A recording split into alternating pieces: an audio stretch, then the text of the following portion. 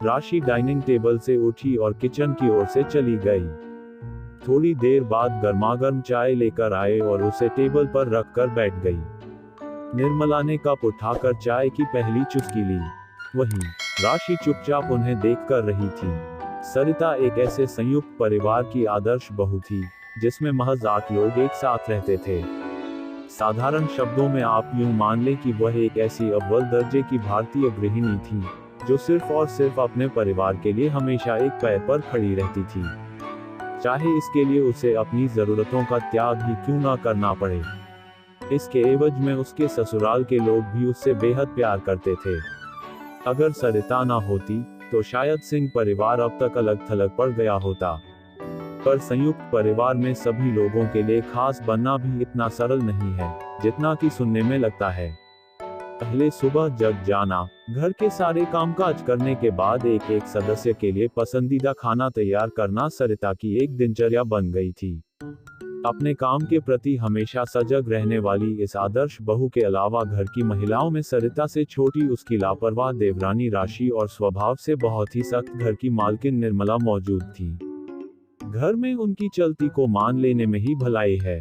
यही कारण है कि वह इतनी कम उम्र में सिर्फ एकमात्र बेटी की मां है। राशि साइकोलॉजी में पोस्ट ग्रेजुएशन की पढ़ाई कर रही थी। इस वजह उसे पढ़ाई के लिए देर रात तक जगना पड़ता था। वह पढ़ लिख कर अपने जीवन में एक साइकोथेरापिस्ट के रूप में मुकाम हासिल करना चाहती थी। एक सपोर्टिव भाभी होने के नाते सरिता घर के काम में राशि जो कुछ भी कर सकती थी उसे वह सहर्ष स्वीकार कर लेती थी। एक समय की बात है, यही कोई बसंत के दौरान सुबह सुबह का वक्त था। निर्मला ने पूजा पाठ करने के बाद सरिता को आवाज दी और बोली, सरिता चलो हम लोग नाश्ता कर लेते हैं, यह ठंड लग रही है। हम लोग हर सुबह राशि के आने की प्रतीक्षा नहीं कर सकते। इसके बाद सरिता किचन में गई और प्लेट में खाना निकालने लगी। तभी एकाएक उसके दिमाग में शादी के शुरुआती दिनों के दौरान होने वाले कष्टों की यादें ताजा हो गईं। सरिता उस सुबह को याद कर सिहर उठी जब उसे जगने में थोड़ी देर हो जाती थी। उन दिनों उसकी सास चुपचाप ही सही बहुत ही बुरा बर्ताव करती थी। वह उसके साथ लंच भी नहीं कर पाती थी। अपने ख्यालों में गुम सरिता कई साल बीत जाने के बाद फिर से उन पुरानी यादों को ताज़ा कर रही थी। वह नहीं चाहती थी कि कोई और भी उसकी तरह ऐसी कष्टदायक परिस्थितियों से गुजरे। होश में आने के बाद सरिता ने तत्काल राशि को मैसेज टाइप किया, गुड मॉर्निंग। मैसेज का नोटिफिकेशन बजते ही राशि अपने बिस्तर से उठ गई।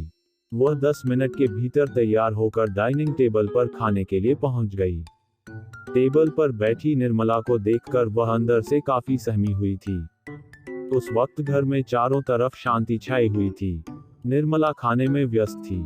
जब उसने अपने नजरों को उठाया तो देखा कि सामने राशि बैठी हुई थी।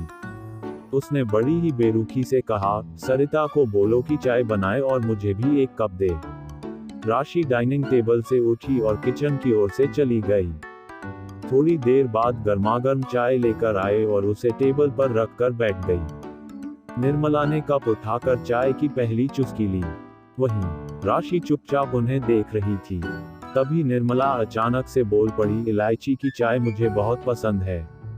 माँ, आज राशि ने चाय बनाई है, वो भी खासकर आपके लिए। उसे मालूम है कि इलायची चाय आपकी फेवरेट है, किचन के अंदर से सरिता बोली। उस वक्त राशि को खुशी का कोई ठिकाना नहीं था। वह अपनी भावनाओं को एक पल भी रोके बिना किचन में गई और सरिता को जोर से गले लगा लिया। थैंक यू, अगर आप हेल्प नहीं करती तो मैं चाय नहीं बना पाती। उस वक्त अगर आपने मैसेज नहीं किया होता तो शायद मैं अब तक सो रही होती। इसी बीच राशि ने अपने कंधे पर कुछ थपथपाहट महसूस की। पीछे मुड़कर देखा तो घर की मालकिन निर्मला खड़ी थी।